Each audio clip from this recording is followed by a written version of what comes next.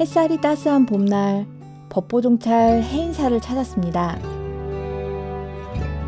수많은 선지식들이 머무셨고 지금도 법의 향기로 온 세상을 밝히고 있는 도량인데요. 오늘 저의 목적지는 해인사 산내암자 가운데 가장 높은 곳에 자리하고 있는 백년암입니다. 안녕하십니까. 먼 길 오셨습니다. 백년암 처음 와보는데 굉장히 아늑하네요. 저희 소개 좀 해주세요, 스님. 이것은 이제 불면석이라 해서 네. 백년암에서 제일 중심이 되는데 우리나라에서 흔히 자청용 우백호 네. 하듯이 그것을 잘 백년암에 짜여져 있다. 백년암의 그 이제 풍수는 네. 그 구룡 그 9가지 이제 그 등성이가 산골짜기에 내려와서 이 불면석을 여의주로 해서 네. 구룡 여의주혈이라고 옛날부터 일러져 오고 있는 유명한 절이라 네. 하고 있습니다. 네.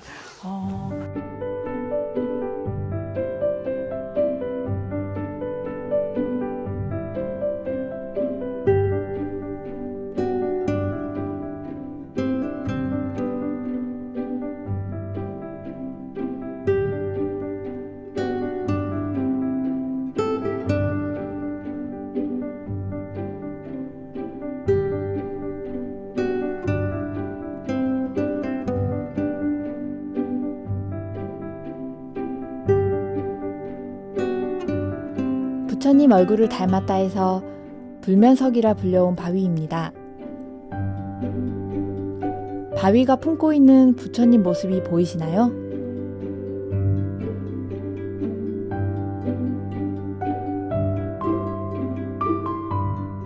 백년암 마당에서 원택 스님의 말씀이 이어졌습니다.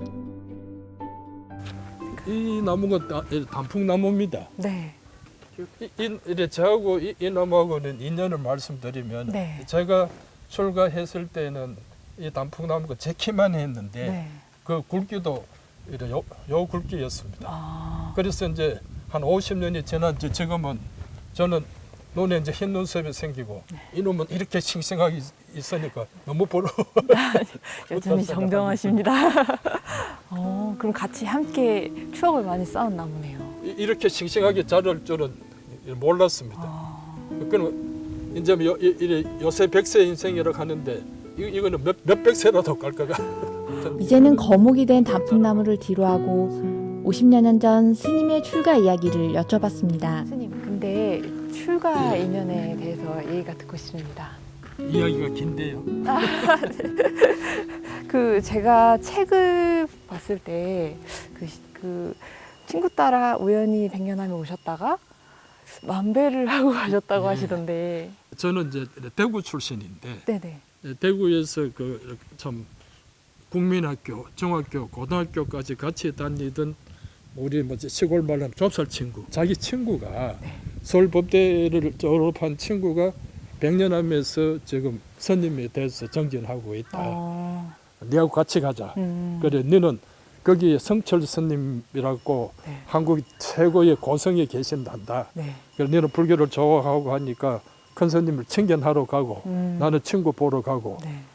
뭐 그렇게 해서 이제 백년암을 오게 됩니다. 큰 스님께서 저도 올해 나오셔가지고 웬 놈들이고 너도 오늘 또 데리러 왔나 뭐 이럽니다. 근데 괜히 이제 스님께 한 말씀 드렸습니다. 스님 우리가 언제 또 이렇게 먼 길을 오겠습니까? 큰 스님 볼 기회가 또 언제 있겠습니까? 네. 오늘 이렇게 배웠으니까 저희들에게 자원명을 한 말씀 주시면 고맙겠습니다. 이놈들아, 세상에 공짜가 있냐? 절돈 3,000원 내놔라. 절돈 3,000원 내놔라. 이런 말씀인데 절돈 그럼 백년하면서 따르면 절돈을 찍는가? 네. 하고 이제 뚜리봉거리고 있는데 친구 스님이 통역을 합니다. 3,000배 하고 오너라. 큰 스님 비구 스님들은 250개까지 계율을 지켜야 되고 네. 비구니 스님들은 350개이지만 500개를 지켜야 된다 그러고 우리 신도님들은 48개를 지켜야 된다면 우리는 좌우명은 1개만 지키면 되는데 그렇게 3,000원 이놈 봐라 너는 뭐 불교 좀 아는 모양이지. 너는 이놈아 절도 많은 내라. 마음 편해요.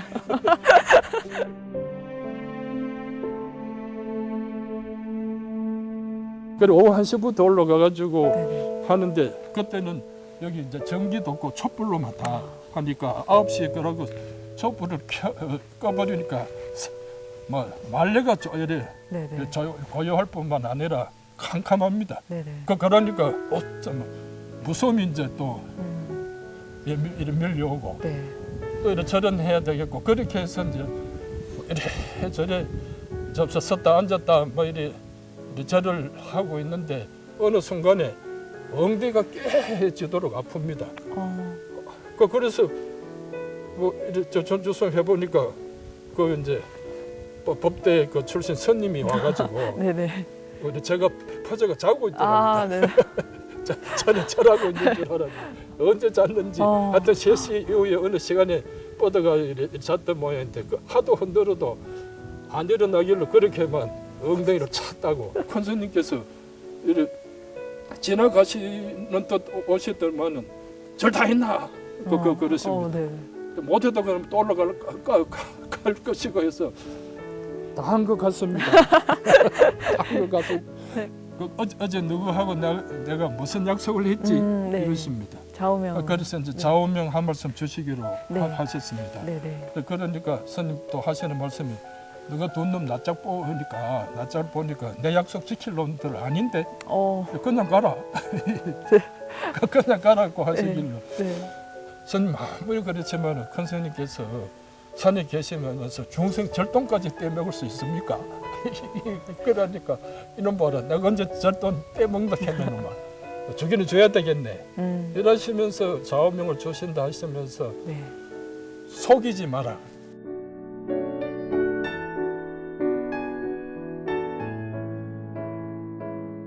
어느 날 문득 제가 이래 큰 스님 그 말씀이 생각나면서 머리를 치고 갑니다. 아 그때 내가 참 스님 말씀을 내가 곡해를 했다. 만일 그걸 자기를 속이지 마라. 그 남을 대신에 내가 안 하고 그때 자기를 속이지 마라.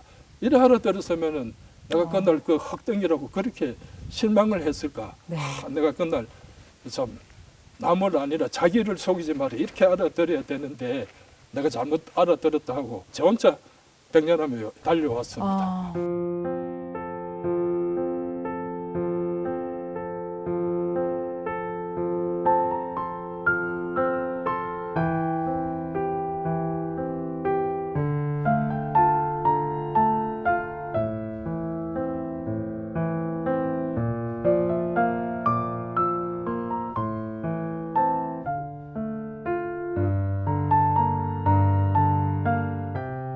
그 스님, 저는 다른 불교보다도 네. 참선에 대해서 좀 알고 싶습니다.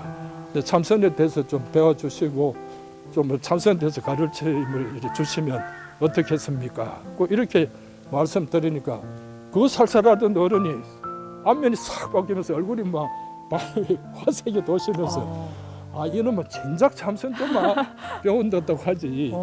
네 몇 살인데? 그 이제 29이 돼 갑니다. 그러니까 씩 웃으시면서 인마 세상 다 살았네. 고마 세상 살이는 적고 네. 이제 백년에 돌아서 그래도 내 제자가 돼 가지고 부처님 어떤 일생을 새롭게 그 보고 부처님처럼 뭔가 좀 우주 진리를 깨쳐 보겠다 하는 그런 원력을 세워라. 또 그렇게 원력을 세워서 절에 들어와서 스님 생활하는 것도 젊은이로서는 꼭 한번 해볼 일이다. 석발 다 하신 그런 일의 모습을 보고 하시는 말씀이 너도 이제 중됐네. 중노를 쉬운 게 아니다. 이제 평생 정진 열심히 하다가 저 논두렁 베고 죽을 그런 각오를 하고 살아야지. 그게 중이다.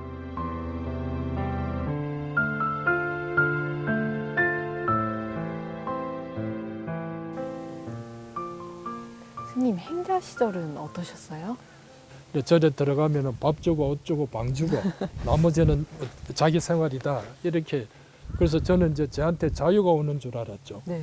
그래서 한 일주일 동안 뭐 쉬라고 가만히 두더니만은 원주 스님이 찾는 데서 가니까 이제 행자님은 소임을 살아야 된다. 공양주다. 그 밥을 하는 네네. 밥을 하는 그런 책임을 이래 맡아서 살아야 된다. 나는 밥 같은 거 해본 적이 없다 하니까 원주 스님 하시는 말씀이 뭐 스님께서 뭐 좀 중될 놈 돌았다고 하시더만 이 손은 엉터리네. 어느 날 이제 이래 12시 이제 넘어가지고 공양 시간이 지나가지고 노선님 한 분 올라오셔가지고 네. 이제 늦게 공양을 차리게 됐습니다. 뭐 한 5분 안 지나서 뭐 이렇게 과음 소리가 나고 그것도 뭐 원주서 뭐지만은 저 노선님이 공양주를 찾는다 가보라고 해서 그래 이제 쫓아가서 제가 공양주입니다 하고 이제 그 고개를 숙이는 그 제 앞에 노선님이 손에 쥐고 있던 그 이렇게 밥알 그 돌씹은 밥알을 이렇게 종이 사고 있다가 제 앞에 땡겨치는데 그게 이제 발등에 맞아가 살알이 이제 얼굴까지 튑니다. 그러니까 제가 얼마나 섭한지 안 그래도 지금 대중 손님들 돌 씹는다고 간이 떨어지고 하는데 이놈아 내 이빨 몰아내라 내 이빨 몰아내라고 고함을 치십니다. 밭대기에 나가기가 나가고 하면은 사방에서 들어오는 말이 대학 나왔는데 그것도 못하나. 세상에 내일 보따리 사고 가든지 해야지 하고 이제 그렇게 참 인연이 없는가 보다 그 생각하고 있는데 큰 스님이 찾으신답니다. 이제 행자 오라고 이제 지금 이렇게 찾으신단다. 그래서 이제 스님 방에 가서 이제 인사드리니까 낮에 무슨 일이 있었다고 그래서 들으셨네. 뭐 이빨 몰아내라고 막 밥아도 사가지고 떼기쳤는데 어찌 서럽든지 뭐 지금 그렇게 막 있습니다. 그러니까 그래? 그러면은 너는 내 이빨을 어쩔래? 너는 내 이빨은 어쩔래? 그 스님이 그 말씀을 듣는 순간 저는 스님 공양에는 늘 정성스럽게 했기 때문에 돌이 저 밑에 있지 그 위에 있지는 않거든요. 스님께서 그 돌을 씹으셨다고 저는 상상도 못하고 사는데 그럼 너는 내 이빨은 어쩔래? 그럼 스님도 돌 씹었어? 엄마 한두 번 아니다.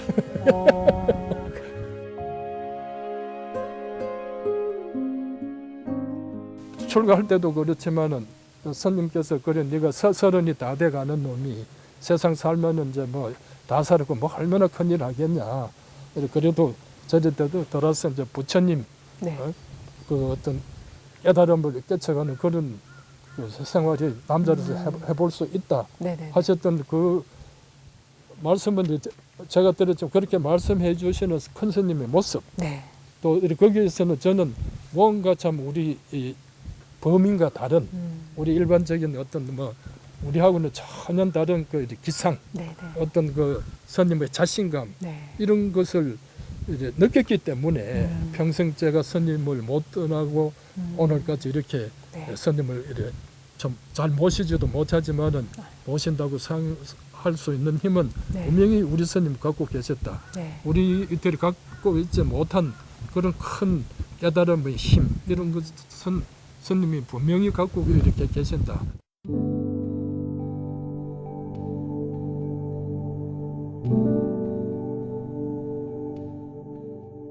가야산 호랑이로 유명하셨던 성철 스님.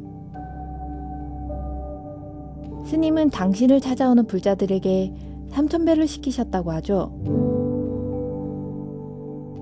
당신의 말에 의지하기보다 스스로 깨치기를 바라는 마음이셨겠지요. 저도 마음을 다잡고 부처님 전에 절을 올렸습니다.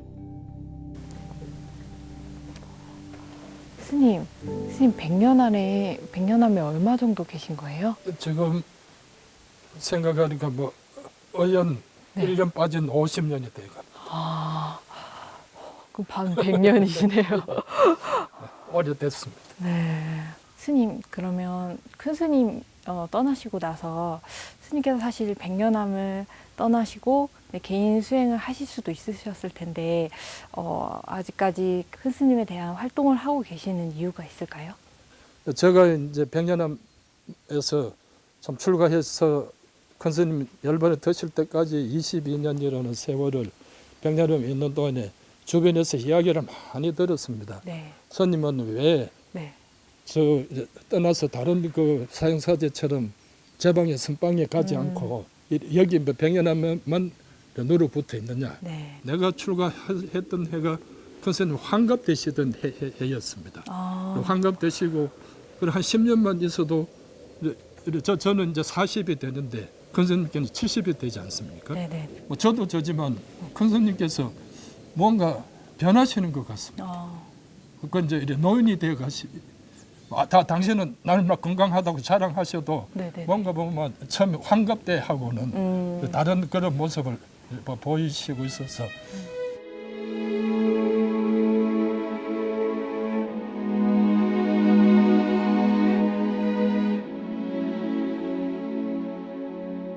금방 행자들 와서 또 서툰 거 보면은 제가 살아온 그 경험이 있기 때문에 네. 저도 스님께 아무리 정성 들어가도 그 돌이 들어가듯 공양에 들어가듯이 네. 그 뒤에 행자들도 별로 있습니까? 그래서 이래 옆에서 스님 오래도록 모셔드리는 것이 네. 스님을 이제 편안하게 해드린 것은 아닌가 하는 그 혼자의 그런 생각. 그러고 이제 스님 떠나시면 네. 스님께서 열반에 떠나시면 그때는 내가 모실 어른도 없고 그때는 완전 내가 자유가 되지 않느냐. 네. 그래서 그때는 내가 병연암 떠나서 정말 주유천하해서 천하 제방 명상 대찰에 선방에 갈 테니까 너 걱정하지 마라. 네. 이렇게 풍을 치고 살았는데 막상 큰 스님께서 열반에 딱 드니까 네. 그 순간에서부터 제 어깨에 무게가 실리기 시작하는데 네. 이거는 뭐 살아 계실 때하고는 제가 느끼는 짐 무거운 짐은 비교할 수가 없었습니다. 네. 그러다면 이제 모든 것이 이래 스님을 뒤하면은 또 그다음에 이제 뭐 사리탑을 만들어 드려야 된다든지 네. 기념 법문집을 내야 된다든지 이런 모든 것이 이제 밀려 들어온다고 생각을 하니까 네. 제가 이제 다 하고 그거 다 해드리고 네. 한 10년 만에 다 될까 20 하다가 지금 30년이 다 돼가도 네.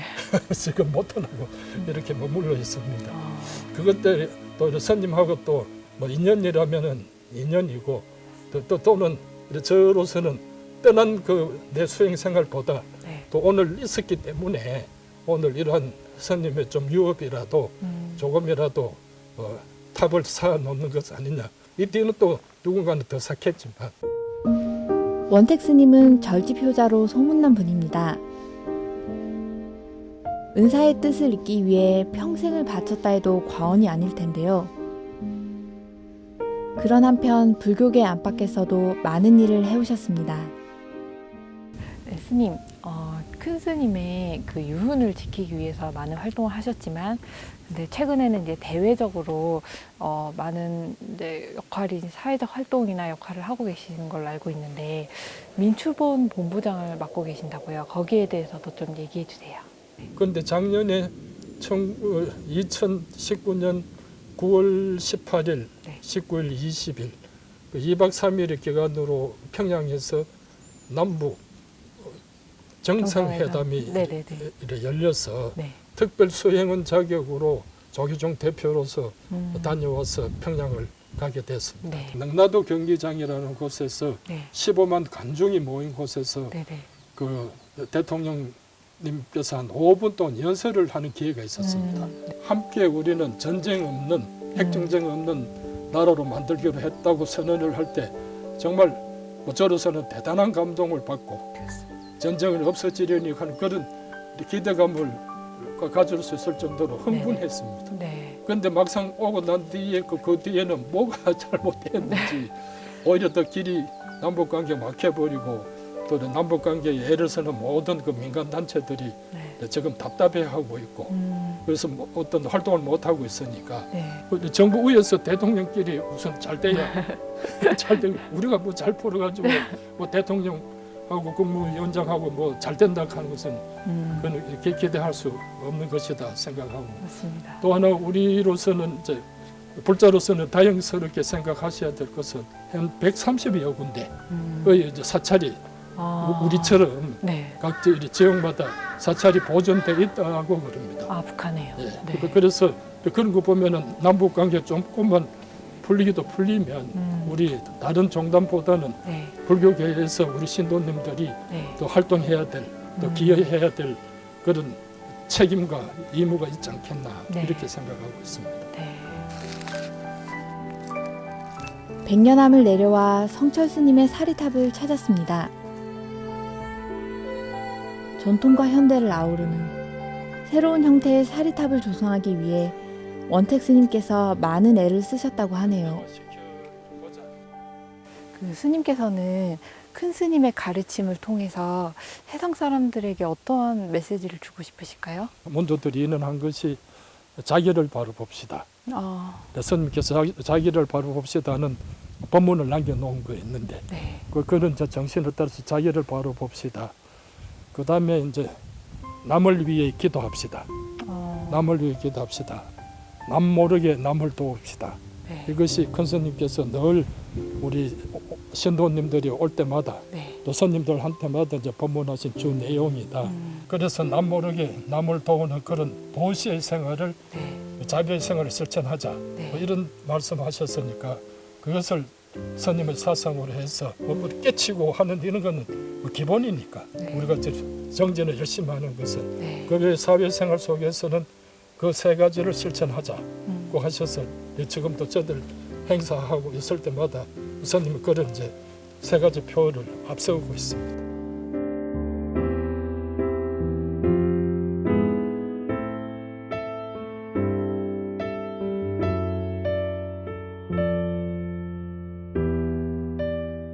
스님께서는 그 진정한 출가란 어떤 거라고 생각을 하시나요?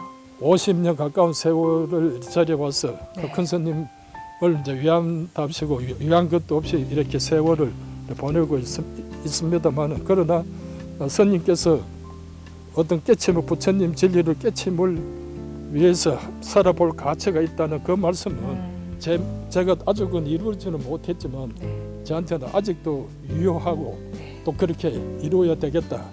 또 오늘 못했으면은 떠나는 어느 날까지는 네. 그 정신으로 이제 살아야 되겠다 하는 그런 마음을 갖고 네. 또 큰 스님께는 늘 이루지 못했으니까 네. 이렇게 죄송한 마음으로 이제 살아가고 있습니다. 그래서 저도 저 후배들한테 출가한다고 무슨 또 당장에 내한테 뭐 이렇게 빛이 오고 무슨 그렇전 운명이 밝아지고 한 것은 없지만은 그러나 한 사람의 수행자가 또 수많은 또 그 우리 중생들을 기쁘게 할 수 있는 네. 그런 인간이 될 수 있으면 그래도 무엇보다도 제일 좋은 인생살이가 아니겠나 이렇게 생각을 하고 있습니다. 오래전 친구를 따라 백년암을 찾았던 청년은 50여 년이 흐른 지금 한국 불교의 든든한 버팀목이 되었습니다. 작은 나무가 자라 큰 고목이 되었듯 세상을 비추는 등불이 된 원택 스님. 스승에서 제자로 다시 그 제자로 부처님 정법은 앞으로도 그렇게 계속 이어지겠지요. 스님의 환한 미소가 종종 생각날 것 같습니다.